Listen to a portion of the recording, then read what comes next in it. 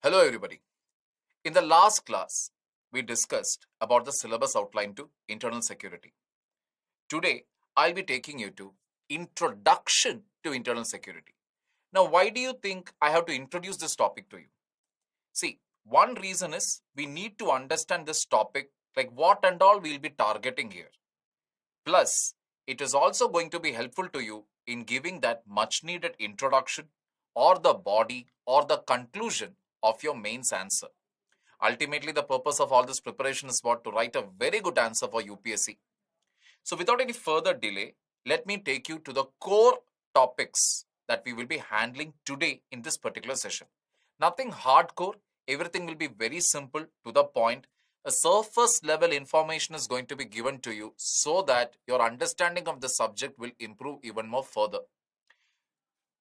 Topics will include internal security and external security, the difference, the classification of threats to internal security, what are the attributes of internal security, what are the major challenges to internal security, what are the factors responsible for internal security problems, and what is the internal security doctrine.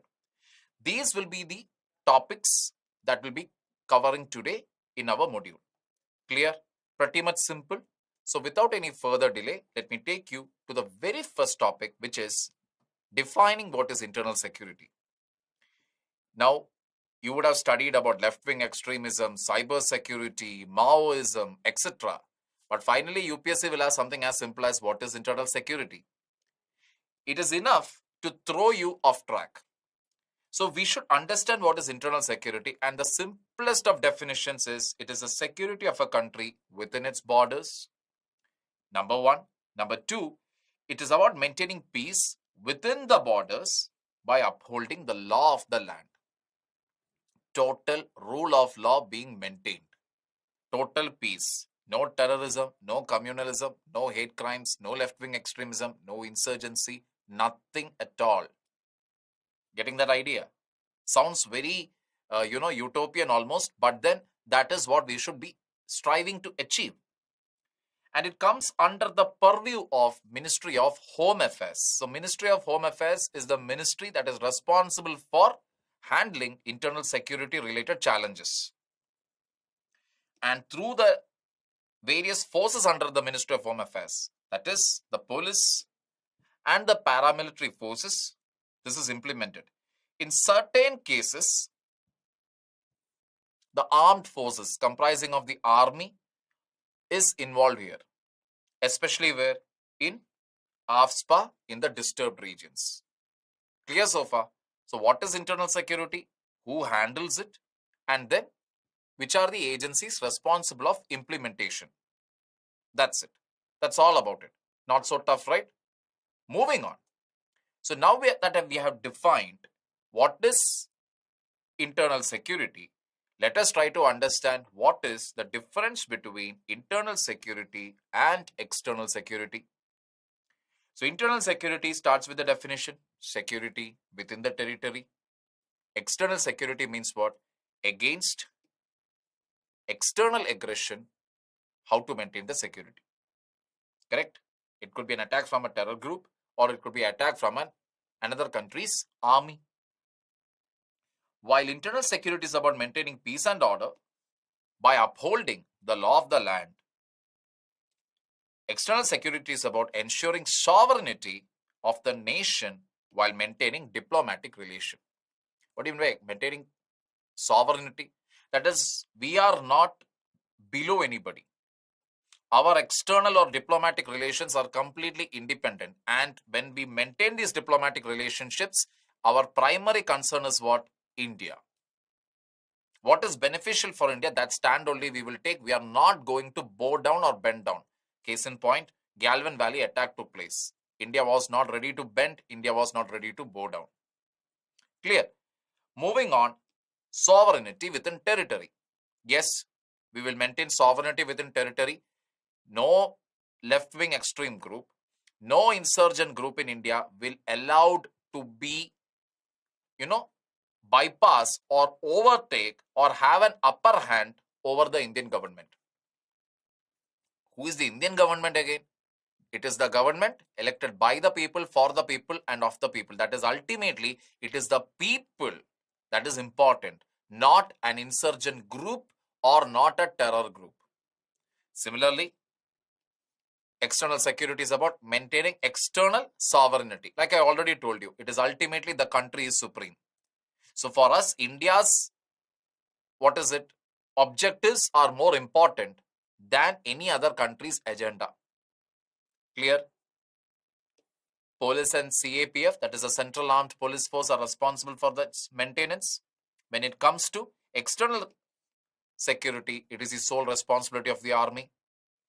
Internal security comes under the ambit of Ministry of Home Affairs, whereas external security comes under the ambit of Ministry of Defense. Clear with this much? Pretty much simple, pretty much understandable, nothing hardcore, very simple facts. All right. Now, let us try to see what are the different classification of threats that we have. It could be internal, it could be external, it could be internally aided external events or externally aided internal events. Internal events, when we see, it could be left-wing extremism. External events could be terrorism. Say, for example, youth from the state of Kerala going and joining an ISIS terror group. Directly did not pose any threat to the country. But then individuals from India have went and joined a terror group based outside. It is still a threat, because that clearly shows cyber world, how deeply it has penetrated and how cyber world can actually do indoctrination today. Internally aided external events. Once again, internally aided external events, again, when we say, we have again examples where youth from our country went all the way to Dubai. Through Dubai, they later went into Pakistan, and from Pakistan, they received training, and then they came into India. Getting the idea? So all the way internally only they have gone, and then they have come. And once they entered India, where did they enter? They entered Kashmir. And then what did they do? They waged war, or rather they fought with the security forces. And they again affected the security of what? The Jammu and Kashmir region. Coming to externally aided internal events, what does that mean? Say, for example, how the Chinese implicitly supports the various insurgent movements that is taking place in Northeast. Or the ISI support, ISI as in Pakistan, Pakistan Secret Service Agency, ISI support that is there for the Khalistani movement.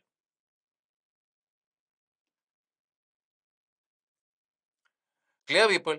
So these are the 4 classification of threats.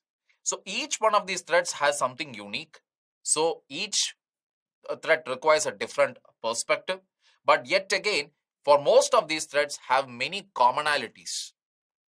Clear? Details of this in depth we will be taking up when we talk about each of these threat later in different modules of ours. For now, I am just giving you a brief outline. Clear, people? Moving on. So the classification of threat is over. Now when we look into the conflict map of India, India's conflict map itself, let us take now. In that map, if you see, each region has a different story to tell us. Don't you think so? Jammu and Kashmir, if you see, I can talk about terrorism. Northeast, I can talk about insurgency, the red corridor or the left-wing extremism, terror recruitment. Clear? In addition to this, again, I agree, you can shade these regions as well. For what? To show the influx of drugs. You can shade these regions as well to show what? Smuggling. Correct? So all of this is possible. There is nothing is there to stop you from doing it. But basically, 2 purposes are there to show this map. The regions where it is worst affected, where there is a very high probability or more than a high probability, it is an actual reality this is occurring. Unfortunately, as we speak, it is happening right now. In other regions, it is there, but not so prominent. Clear? The second purpose is what? The second purpose is obviously to teach you once again the significance of learning by drawing maps. Was that difficult? Drawing South India?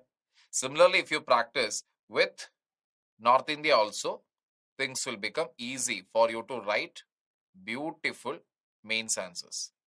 So somewhere it should look like India. That is the only purpose. It is not that every curve and every curvature you should get it correctly, but somewhere it should look like India. Getting the idea? So this pattern you should follow throughout while you do internal security.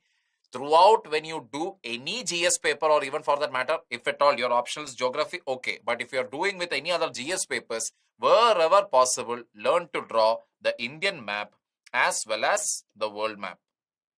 It may look difficult now, but trust me, it is only a matter of practice. Put in 5 minutes every day, you will get both Indian map and world map. That is your sure shot success to Labasna. It will ensure that you get a strong rank anywhere between 1 to 20. Clear, people? So stick to this. We will be following this pattern throughout our schedule now. All right. So from now onwards, we are going to learn the Indian map. We will be using these maps also in our classes. Clear? Shall I move on? What are the areas where different types of internal security threat is there? Before we head on with these topics, it is important to understand that there are certain external events that has influenced the internal security of our country. Especially for South Asia itself, if you take, they basically say that events in South Asia due to historic, geographic and demographic imperatives has affected our internal security. How is it so? Historically, what could you cite as a reason that has affected internal security? Don't you think it is the partition itself, constantly creating communal tension, and also the proxy war what Pakistan is indulging in through terrorism? Of late, thankfully, the terror attacks has been on the decline. We seldom wake up these days reading terror attacks in our country, thanks to the security agencies as well as the willpower of the government. So partition is one reason. Geographically, what could be cited as a reason? So when we finally emerged as an independent country, we were actually two Indias were there. One was the India that was under the British, called British India, and then the other was obviously the India under the princes. So the princely states what we talk about, they were all from very small micro kingdoms to very large kingdoms were also there. And finally, when they all decided to merge with India, we had to what? We had to integrate them into the country. We had to later reorganize our country as per language for administrative convenience. All of that took place. But such divisions, did it actually go well with all the people? The divisions or whatever subsequent development that took place were somehow responsible for developing prejudice, negative attitude towards people from a particular state. Either what you generally see, either between the prejudice that exists between people from north and south, or people between east and west, or people of northeast, all this, there is negative attitude everywhere. So fundamentally, the idea of unity in diversity is yet to go down into the minds of the people. Demographic reasons. What could that be? The biggest challenge for South Asian countries has been the national consolidation into their new identities, which generated its own external and domestic dynamics due to plural nature of their societies. What does that mean? So, biggest challenge for South Asian countries has been what? National consolidation and their new identities. What does that mean? See, like I told you, we integrated. We got the princely states. All of that was fine. We reorganized the state as per administrative convenience. Linguistic basis, we did that too. But for some forces within these states, they want a separate state. They want a separate nation. They want to completely detach themselves from India. And the worst part is they are aided and abetted by external state actors. Case in point being the Khalistani movement, which has the implicit support of Pakistani security, or rather spy agency ISI. So even after Operation Blue Star, even after Operation Black Thunder, agreed, to a large extent, Khalistani movement does not have the same, viciousness, or Khalistani movement is not actually having the same threat perception what it had back in the 80s. But then, it is still a threat. It has once again raised its ugly head. So it is up to the government to see to it that this is chopped off completely before it takes away the life of, worst case, another prime minister. Getting the picture? Already Indira Gandhi laid down her life for the cause of the country. Further lives, not just of the prime minister, but of security agencies also shouldn't be taken in the name of any secessionist or separatist movement in the country. Getting the picture? Moving on. External events influencing internal security. So how can other external events influence internal security? What are the other external events that are we hinting at? Events in Sri Lanka will affect internal security in India. Classic example, LTTE. Needless to say, the refugees that came in, correct? And finally, it culminated in what? In the assassination of the former Prime Minister, Sri Rajiv Gandhi. Then, the events in Pakistan. So, events in Pakistan, if you see, needless to say, terrorism, drugs, arms and ammunitions. Correct? Bangladesh. Bangladesh, you may be wondering, what threat is there from Bangladesh? Directly, there is no threat. But from 1947 till the point East Pakistan became Bangladesh through the 1971 Bangladesh Liberation War, we were having a steady inflow of refugees. Refugees moving into the western part of India vis-a-vis Bangladesh did not create much of a trouble, because here it was a scattered and a diverse crowd here with different cultural practices. They got easily absorbed into the society.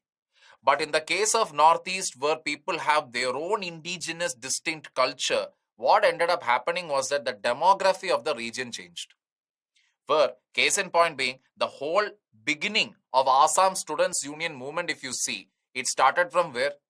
The movement itself started because the youth of that particular state was totally against the change in demography that had occurred because of this continuous influx of refugees. So they wanted these refugees to be sent back because the demography had changed there. The people who were living there, they ended up becoming a minority, and the refugees ended up becoming a majority there. Clear? Nepal. With Nepal also, we have the same issue, which is what?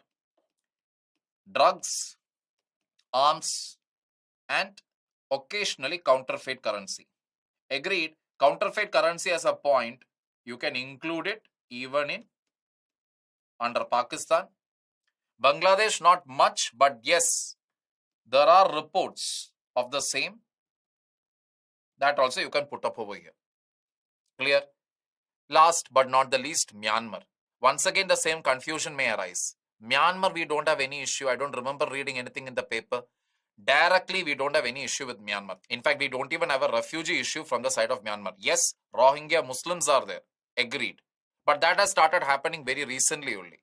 Before that, much of it was not there. But there has been one constant issue with Myanmar since a long period of time, which is what? The various insurgent groups that work from Northeast, whenever they attack our security forces or whenever they attack the innocent civilian population in Northeast, what do? After doing their attack, they run and they go and hide inside Myanmar. Because our security forces will not cross the border and attack them. At least that is what they used to think till the surgical strike took place. But these people will stay there in the forests, wait till the whole heat subsides. Then they will come out again and they'll attack again. This kept on going for some time. So very recently, the Junta government, the military Junta government in Myanmar also agreed that they will not allow the territory of Myanmar to be used as a safe abode by the insurgent groups who are working out of Northeast region. Clear? Clear with this idea here? Once again, you can see I have wrote everything within the map itself so that you understand this is the way to study. So to put it out once again, threat from Sri Lanka would include, it was LTTE, refugee, and finally the assassination. If you are talking about Pakistan, it is terrorism, counterfeit currency, drugs, arms. If you are talking about Bangladesh, it is again refugee, counterfeit currency. You can even include smuggling there because Bangladesh of late has been very notorious for cattle smuggling. Nepal, once again, refugee, you don't have that much, but then drugs, arms, counterfeit currency, to an extent, smuggling is there. Coming to Myanmar, it is refugee, especially the Rohingyas, which is a recent issue. Ongoing issue is what? Insurgents taking refugee. Clear with this? Simple enough. We saw how external events will have an influence over the internal security. So we are going on talking about this word internal security. So what are the attributes of internal security? How do we ensure that internal security has been achieved? So securing the territorial integrity, protecting the internal sovereignty. Territorial integrity, internally nobody should be able to separate itself. Then the internal sovereignty needs to be protected. The government, you can question the government, you can criticize the government, but it shouldn't go to a point where you're challenging the government militarily or using arms and ammunitions. Domestic peace, law and order, both should be ensured. Because ultimately, if people are questioning the cops, people are thrashing the police, people are thrashing the Central Armed Police Force, then that clearly shows what? Law and order machinery has failed. Rule of law and equality before the law should be maintained, which means what? Nobody is above the law. Everybody, irrespective of their status, should follow the rules and laws of the country. Last but not the least, absence of fear. Absence of fear completely means you are not afraid of, oh, there is terrorism there. That region is a terror-prone region. I don't want to go there. Oh, that region, oh, that is filled with Naxals. I will not go there. Oh, this region, no. Insurgent groups are there. That is fear. When you're able to travel throughout India without worrying about whether an improved explosive device will blast, whether your life or your property is under threat, that is what complete internal security achieved. Getting the idea? Now, very quickly, let us see the major challenges to internal security in India, which is nothing but a brief on what? The syllabus itself, which you will understand now. Left-wing extremism, insurgency in Northeast India, the terrorism that is there in the hinterland, both domestic as well as international, J&K militancy and terrorism, organized crime and how it is interwoven with terrorism. Say, case in point being, drug trafficking has a direct correlation with terrorism. The money that is generated through drug trafficking is used to buy weapons for terrorism. Getting the picture? Similarly, other challenges include communalism, caste and ethnic tensions, regionalism and interstate disputes, cybercrime and cyber security, border management, coastal security. So what we are basically seeing is there are some internal security challenges that are there since time immemorial. That is, since independence, we are having these threats. And there are some threats, say for example, like cyber security or coastal security, which has become a threat in the last few years. Clear? So accordingly, we will be discussing them. We will be discussing the historical angle, how it all started and how or where does it stand today. Clear, people?